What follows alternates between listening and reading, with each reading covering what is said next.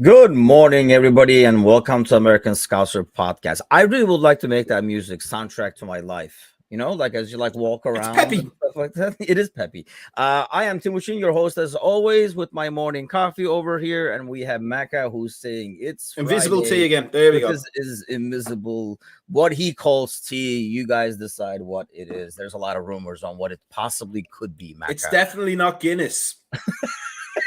I promise.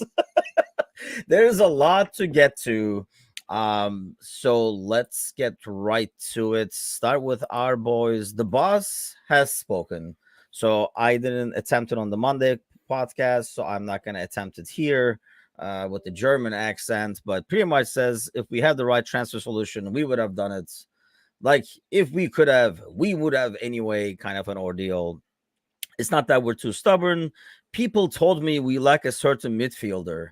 And this is like we'll go back to like some of the things that makes me shake my head, and I never understood that. If the right player is available, we would have done it, but don't see it. And he also talks about, we'll get to that quote too, but that they have had talks, conversations, I think is what he refers to it as. What do you make of this as Alan wakes up with us this morning? Good morning, Alan. I wonder if he has Guinness as well. Breakfast I of bet he champions. does, yes. I don't. I mean, like, are there only 5 midfielders in the world? Like, I don't understand that quote. Like, with the right one comes down, there's a massive pool of players to choose from, and we can afford most of them, if not all of them. So I don't understand what the right midfielder is, because it suggests that it's very difficult to play in the Liverpool midfield, which I don't think it necessarily is, because we've got a very workhorse midfield. It's more about the running and the pressing and keeping the game simple, which you can find a lot of players to do that job. We're kind of looking for maybe that little bit more creativity, which reduces the pool somewhat, but still, it's a global game. But I do wonder now, because I was just reading something about a completely different thing yesterday. For I think it was Leicester are trying to bring in a set piece coach and are having issues with Brexit and getting people visas to work in England. So perhaps there's a factor in that sense where we might be looking might be countries that have difficulties getting people in to England to work. So it could be something simple like that. But numbers wise, it doesn't make any sense. That's the part that doesn't make any sense. He's just like, it's the kid that wants the expensive model and nothing else is what I'm like, kind of like almost like getting to. I understand. And I kind of like play the devil's advocate on our podcast this Monday. I understand. I mean, we praise the club on the whole Van Dijk thing, for example, right? Like we wait for the guy that we really want and look what we did kind of deal. And I think midfield, I think he is thinking long term, and we know this midfield is getting old. So we know he probably wants someone. I mean, it could be Bellingham. I don't know who else it could be, but like somebody who's going to cost a lot, but is going to be the backbone for years to come, kind of like what Van Dijk was to that. I mean, what is your take on the stopgap move? I mean, it doesn't necessarily have to be a stopgap move, I guess, but let's say getting somebody for 15-20 million, just the midfield body, which is very against club, but you coached, would you have done it, or would you rather say the 15-20 and then go after the guy that I really want, whether he's 80 or 100 or whatever? I would have got a $15 million dollar player and for 1 million and just pocketed the 14 million for myself. This was the wrong question. This was the wrong way to word that. But yeah, I mean, like, it's I don't understand the stopgap thing. We talk about Van Dijk just there, but we knew Van Dijk was probably coming to Liverpool for a long time before he actually came to Liverpool. Like, we knew that there was interest in Van Dijk beforehand, no matter how long it took for us to get him. It's probably the same with Jude Bellingham. There's possibly deals in place, gentlemen's agreement, so to speak, for when Bellingham becomes properly available. but we still have a lot to replace in that midfield. We need something more physically secure than Thiago, because we can't be keeping a player that goes on an injury vacation 2 or 3 times a season. We need somebody to replace Milner. He's a hero, but he's not going to last forever. But we say that about Keith Richards, and he's still going. So you never know. Although he is held almost entirely 97% together by heroin. So I'm sure Roy Bean does the exact same thing for James Milner. And Hendo's getting old. And we could see that with Gerrard in his last year. As much as people might criticize Brendan Rodgers for how Steven Gerrard was treated in that last season, you could see a massive drop-off in his physicality between the end of 2014 and the middle of 2015. His legs were gone at that point. There's nowhere for him to go in at that level of play. So I could imagine the same happening to Henderson, because it doesn't creep up on you. Even for fat, sweaty amateurs like myself, like I remember when I had to stop playing at a good rate of physicality, and it wasn't a slow thing. It was literally one game against an open league game against somebody who was about 10 years younger than me, and I couldn't turn quick enough, even though my brain was telling me to turn as the player was going by me. To be fair, that lasts right now, like in my mid-40s. I still don't know how to turn quick enough, which is why you'd never want to be driving behind me. But it happens really quickly. There's no progression to it. It's one day you're an expert athlete at the top of your game, and then the next day 17-year-olds are having you for breakfast. So we need to be planning ahead for that now, not when it happens. Yeah, the younger people don't understand that concept, because it is kind of weird how it kind of works. But like, as you keep playing, and I still play to a much diminished capacity, but like in the beginning, your brain and your legs are working at the same time. You're almost like not thinking at all. And as you get older, there's some kind of a lag, so that the kids understand. You get bad Wi-Fi in your system. Yeah. So your brain is working faster than your legs. So your brain is saying, yeah, we should probably do this. And your legs are like, good idea, but ain't happening. Yeah. Or like, give me a minute, kind of let me turn real quick, kind of a deal. So it really affects your game. And honestly, we're joking in this on our much lower level, but it's even more important. That lag becomes an even bigger issue when the game is a lot faster. So that split second is a lot more important in the Premier League than in our I also don't think people who have never encountered playing soccer against professionals, even ex-professionals, how quickly they play the game. Their thought processes are amazingly fast.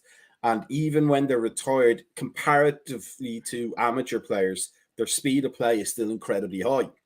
And I remember that from coaching courses, playing against players that were just recently retired from professional clubs in Ireland, who had played for the Irish national team and other national teams.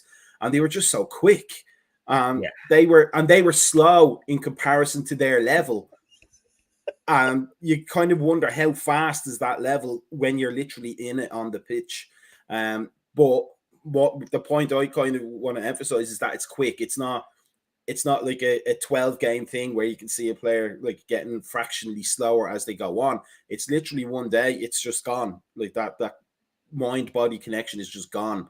And then you end up sitting in a reclining chair like me for 20 years. Alan says, I bet Mecca turns quick enough for a Guinness. He's probably spinning on his way to a Guinness, is my guess. That's how I played. They just put a stick in my head with a Guinness on a string in front of it, and I ran fast. Hey, whatever works, man. Whatever works to get that competitive advantage.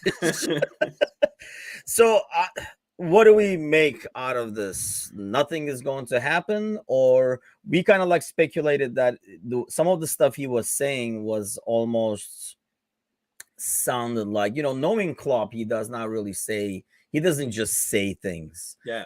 Everything is very well calculated. Like, reminds me of, like if you're an NBA fan, like somebody like Phil Jackson or somebody like that, even like a stupid side comment is meant for something. Nothing is said just to be said. And Klopp is a little like that. So we were speculating, like, is this like a message to the ownership kind of a deal? But if this is a message to the ownership, I don't see it as that now, because he's basically saying, yeah, we tried. I assume, as in the club, we tried. Talks were had. It's just not doable. You know Or what is I was thinking though is that I was thinking of this morning. Is it possible? Look, this to me is the greatest post Michael Edwards test we're going to have, because he's gone now. Like, so we're going to really find out whether he was the genius behind the whole transfer thing, or whether the systems we set up were actually good enough to withstand him going. And then you have the new people carrying. I can't remember his name, Julian something or other. Ward? Yeah, maybe it's a case of he hasn't really got his feet under the table properly yet, and we're kind of going on Michael Edwards' work, which is maybe where Nunez came in. Somebody that we've been looking at for a while, because it seems like we look at players for a fair while before we sign them, just to find out what their character is, etc. So to me, it's a bit of a test, and maybe Klopp is experiencing some frustration he doesn't want to reveal about how the new ways are going. Yeah, I mean, Alan's saying surely if somebody else from midfield is injured in the next 2 games, Klopp has to act or bring Clarkson back from Aberdeen. I mean, here's the thing: even if Clarkson was brought back from Aberdeen, which I did not see, I'm not going to be like, "Oh, we're good, Clarkson is back," kind of a deal. Because honestly, before we get that, I would have said, "Hey, like bring Gordon back or something." Even then, I would not be like, "Oh, we're set now." I mean, that the bar is much higher than that, than to just throw somebody out there, and that would be literally a body and nothing else. You're better off almost, throwing Matip as center defensive midfielder or something, which is an experiment that they might end up having to try at one point. But which will make Gally happy on Monday nights. He's well into Matip in defensive midfield. I agree with him, but that's what he was in Germany. Do that. I mean, that's true. He played that in Germany, and you can kind of tell with his skills and passing and stuff like that he can do that. But here's the thing, he was doing that in Germany. In Premier League, it's a whole different ball game, and not to mention in our system, it's a whole different ball game as well. But yeah, I don't know. I don't know really how to take this entire press conference. It sounds a frustrated Klopp. But I don't know if he's frustrated as, getting the same freaking question over and over again. Or do you think he's actually frustrated that, yes, goddammit, we do need a midfielder. I freaking know it too, kind of a deal. I think one of the things we love about Klopp, and not to badmouth Brendan Rodgers, because as I've said, I'm a big fan of his coaching style. If we had an editor who could go back to every episode and clip every time you said, not to bash Brendan Rodgers. I wonder. I think they could get a clip like 4 times. I wonder who that editor could be. He probably can't find that kind of footage, to be fair. But Brendan Rodgers, we saw that with Celtic. We've seen it with Leicester. He doesn't really resonate with fans. He's more almost like a coach's coach. Like he wants to be popular with other coaches. Whereas Klopp, I was only thinking about this the other day. Klopp came in swearing like a sailor, if you remember. I think the Crystal Palace result. What's Crystal Palace? Yeah. He's a man of the people, so to speak. So I think we've had with Klopp, when he doesn't like a question, he will tell the people he doesn't like the question. He will tell reporters, "I've had that question. Let's move on." When he experiences frustrations, I would imagine that when he's expressing them, I imagine they're probably somewhat genuine. So you're probably right that there's some frustration involved in the statements he's making. So your verdict, if you were a betting man, do we go for somebody, or really depends on what happens on the field over the next few weeks? I hate to make it rely on that. Not just by what Alan is saying, like should an injury occur, but more about like if we get another poor result. Because I feel like then it's more reactionary as opposed to going with a plan that was made ahead of time. I think if we see us suddenly getting a sponsorship for a glue factory, then we know that we've got long-term injuries and people are getting put down in Melwood or Kirby now that we are. I think I don't know whether it would be reactionary in terms of performance or an outcome, but if we bring. I think the rumor is Kate, from the press conference, Kate should be back or at least available for selection against Palace. we're playing Palace Monday. I keep getting confused about all the days. And yeah, so that's another thing. Like we have the weekend as well. So we have so if he breaks down, haven't come back in over the weekend, waiting for the game. Waiting for the game, yeah. It could be like if anybody wants to remember that goalkeeper we had in the 90s, Michael Stensgaard, who dislocated the shoulder folding an ironing board, was out once injured, and then did the same thing again a second time, folding the same ironing board. You should have just got a different ironing board. Just use a dry cleaner, my man. Just use a dry cleaner. Yeah, he was a professional Premier League footballer. But if Keita breaks down, or if somebody else breaks down, maybe it's Henderson, because he keeps getting kicked and chipped all over the place. So people seem to have an attraction to standing on Henderson's toes for some reason. I've noticed that fairly recently. But if somebody is a main player is injured, you have to. You can't rely on the kids to be carrying that central midfield. And you need somebody. You really need to be like pulling the finger out and making the moves that you were kind of maybe hoping to do next year or in the winter transfer window. So I think we can only just wait and see what happens this next game. So you think Keita or Elliott, if both are available? Oh, I'd say Keita. I'd say the seniority would probably see, because he's already talking. That was another quote from the thing about Elliott, like signed a contract, and he wouldn't say whether he would start, which is fair enough for Klopp. He never says who's going to start, but the tone I got was he's always in contention for a game, means he signed his contract. He's not ready to be a full-time starter just now, is what I took from it. So we probably go for seniority more because of how the last game went, and probably wants to secure a victory against Palace. So Elliott might see minutes, but I'm not sure he'd start. But then, Klopp's as mad as a hatter, so you never know. There's probably some 15-year-old in the academy that he's going to just throw in just for a laugh. Check this kid out. No, I think the thing I like about Keita is keeps Hendo on the right-hand side as well. As much as I talked about having, I really like that Elliott's Mo Trent combo on the right-hand side. I kind of think on a game like this, you're right. You need Hendo out there. I would not be shocked if we see Milner out there and go old school. Go back, way back with that midfield again too. But if Keita is not ready, I can see Milner being picked over Elliott just for that purpose of keeping the heads in the game and going forward and stuff. But yeah, I predicted a good Monday to come, and I was accused of eating edibles, so you know how that goes. So okay, so let's get to do a quick tour of some other news. PSG rumored to go after Rashford, and United is like, back the hell off, because we can't get one player, leave alone replace a player, is probably what United is thinking. What do you make of that? What the hell is PSG thinking? Or are they thinking, hey, we might be able to get this guy on the cheap right now because United is a mess? There could be that, but that's so far out of left field. Of all the players that are at United, Rashford, like, really, he's not. I mean, he has a lot of goodwill for all the stuff he did during the COVID lockdown, which is fantastic. He seems like a great person in general. But as a player, he's never really, I don't think, lit the world on fire. He's always been just very, very good. And you kind of look at, I mean, like, where's he going to play? Neymar and Messi are there, and then Rashford. I don't get it. It would be like reforming the Beatles with Paul, Ringo, and Gilbert O'Sullivan. It just doesn't make sense.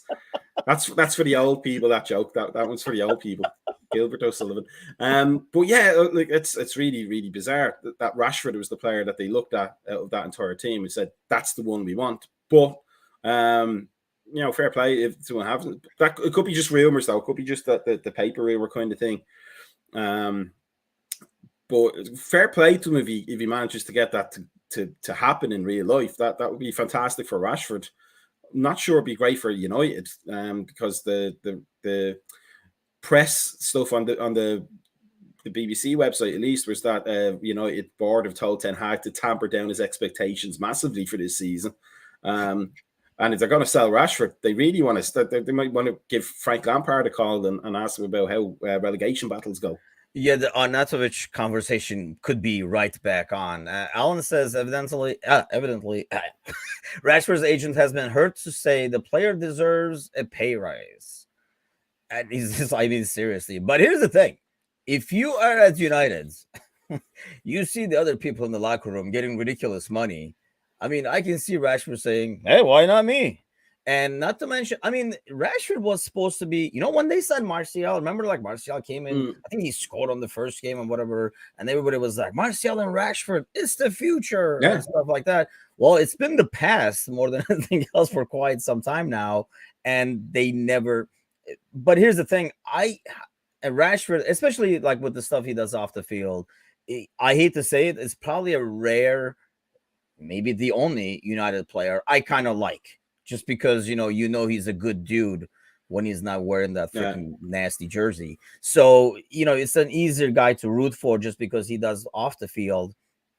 I just don't know if it's fair to blame some of these players when they are put in such a shit situation season after season, living in a drama. I mean, he's a really young kid still, not as young as he used to be, obviously, but still he's a young kid. And some of these guys, they just need a clear head and a good atmosphere to flourish, as opposed to, like, some of these guys. I mean, I know everybody's like, they get a lot of money, they're pros. Yeah, but they're still freaking human. So when the head is not clear, except for James Milner, these guys can't perform. Except for James Milner, he's not human at all. He is not human. He's the $6 million man originally. That's why he'll be here in a decade, still winning. Like, we had the technology, we can repair him. But I'm not sure I agree with that to an extent. That I think the players are a huge part of the problem at Old Trafford, because that those issues have lasted through several managers and they haven't gotten any better. Like from Van Gaal to Mourinho, to Solskjaer, to now, even now, 15 minutes into Ten Hag's his reign, we're already getting issues with Ronaldo, etc. I can imagine. I know Alan there said about the raise, but I can also imagine Rashford saying to his agent, like, this is a basket case here. Can you try and get me out somehow? Because it's not getting any better. Like, it's really like. What they probably thought they were going to get with Ten Hag was destroyed the second Ronaldo decided he didn't have to be in the stadium after half time when he was off the field. So the PSG name comes out not necessarily because PSG themselves are interested, but some other, like, team is like, wait, what? Rashford is available? Hold on, we should look into this kind of a deal? I mean, I could see if Man United aren't too pressed on selling towards other Premier League clubs, I could see if Rashford is available, if that's really the message that's being sent, I could see Newcastle going for him, because that would be a fantastic signing for Newcastle's new owners to make, to say, because the signings they've made so far haven't been what do you call them, superstar names or anything. Like, they haven't been marquee kind of signings. They've been good signings, I think, but not necessarily exciting ones for Newcastle. The kind of signings they've made before in previous years when they've been successful and relatively rich. Yeah. But Marcus Rashford coming from United, that would be a big deal. So you could see him going somewhere there if that's the intent, is to kind of send the message that he's available. PSG is a weird one, but it's so strange you could actually see it. I don't know where you play, but you could see, like, because they have a new coach and everything. It's literally it's the Man City version of fullbacks. Like, the PSG just buy attackers and just so nobody else can have them. So it'd be funny if it happens. I don't want to disparage Rashford in general. I don't think he's a fantastic player, but he's an important player for Man United. So that's a net loss for them, even if they make a fair bit of money out of it. Who replaces him? And honestly, unless it's kind of like the chicken and egg thing, like the what you're mentioning. Like, is it because of the players or like a lot of the clicks you hear that they have in the locker room? And obviously, this stuff all comes out more when the team does not do well. I mean, okay, let's face it. If Liverpool were in their situation, they would say the same thing about probably Liverpool and saying like, "Oh, the Brazilians have a clique and stuff." Because you always see, like Bobby and Ali and stuff like that together. So like, so the Brazilian clique. So I don't know, if that just gets blamed on them or it's just basically something that the reporters can, bring out. If it's caused by the players, and if it is it caused by Rashford? I just don't know if. I mean, I can see Rashford wanting out of the mess, and like you're saying like, "Hey, man, can you find me a place to go to where I can be in the Champions League, get my wages, and just kind of like get away from this disaster? Because I need some time off from this kind of deal." Let's answer this real quick. By the way, another news to hit was Shelby, who I predict in 10 years can be your stunt double once he retires, is out for about a month. He'd have to lose some weight. No, I'm kidding. Because I'm such a svelte Hollywood Brad Pitt style guy. Like, people are always confused me for him. Is that Brad Pitt or an egg? It's an egg. You look like Shelby 10 pounds less. Yeah, and with better eyesight. And could be better dedication overall. But here's the topic from the radio this morning. Alan, if this is what the radio is talking about, turn that damn thing off. If Stevie G loses against Everton, he could be the first manager to lose his job. I mean, I guess losing to Lampard could be a huge scar. But, I mean, if it was Watford, I can see that. But I feel like the second week is way too early for a guy who kind of brought in some of his own players. I just don't see it. Do you? I don't know whether he'd be the first one to go, but if I lost to Frank Lampard, I'd just quit. I'd take up darts or something like that. But to go back to the Shelby thing, like a 3-month absence from injury, for him, and that's I don't know whether that's a blow for Newcastle anymore, but it's shocking for Newcastle that maybe 2 years ago it would have been, that he was one of their best players. You could be like, they're doomed. They're going to be in the relegation battle if this was 3 years ago, but they've added some good pieces. I mean, he still is that. I hate to use the word brain and Shelby in the same sentence, but you know what I mean. He's like the main guy in the middle that can play that one long pass and start a counter and stuff like that in a game they're struggling, or make that one key pass when the team is not all there. So I know what you're saying, but for 3 months, that's still a long time to be losing that dude. Well, maybe there's going to be a massive fight between Liverpool and Newcastle for the apparently 5 midfielders that exist in the world that Klopp is talking about. I don't know who's going to win that fight. I have my money on Klopp. He's taller. He is taller, yes, and he has that like German thing going. Anything else that caught your eye today? No, but just to go back to Alan's point, I was going to dismiss it completely, but I think Lampard is he's set. I don't think he's fireable until around Christmas, because he pulled them out of the fire, even though he put them into the fire in the first place. So I think he's got a good grace period, but I do think that there's some rumblings of discontent starting with the Villa fans after last weekend, because it is a continuation of last season in their minds. People always think that what happened last season for whatever team they have should continue into the following season, and not realize that's a whole new ball game. Like, it literally, the end of one season is the end of that, whatever you did, because so much changes in the off season.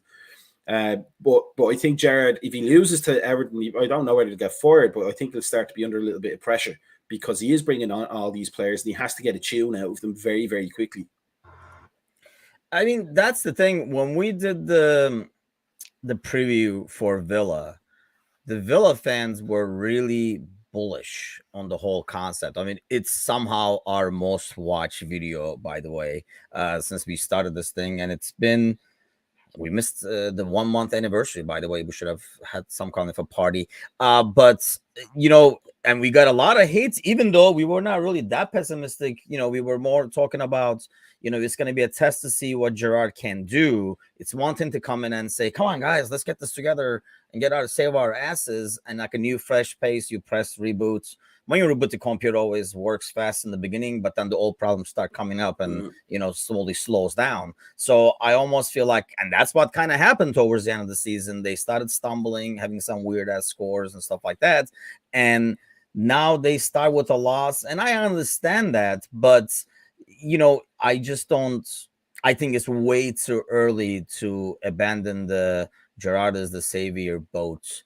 Way too early. I think 5-6 weeks. If they only have still like 1 or 2 points, they might not wait as long as they did last year. And like I say, if it was Watford, I can see him. He was probably gone by now. They wouldn't even wait till week 2 in Watford to can a manager. But I think he still sticks around. But definitely that was, when we were talking about the shocking results, that was definitely one that all three of us discussed for the Premier League show, like before when we were doing the production meeting thing. And like we all had that game because nobody saw that coming with Bournemouth. So I think like if we're going to celebrate a month of a very popular Aston Villa themed clip on YouTube, I think we should have an Aston Villa cake to celebrate. It's got like a layer of cream. It's got like a nice Victoria sponge in the middle. Then inside that some jam, and then inside that the dashed hopes and dreams of every Villa fan since 1982. It's delicious. Great. I'm gonna put your email address on the notes on the description portion. I'll give it out myself. It's fatboy@hotmail.com. Because the other one, the hate was just pouring in for some reason. But I mean, because I think the expectations were so high, and we were more like we were a lot more cautious, maybe because we were definitely not negative, and that's what like really shocked us. And I think the expectations were so high.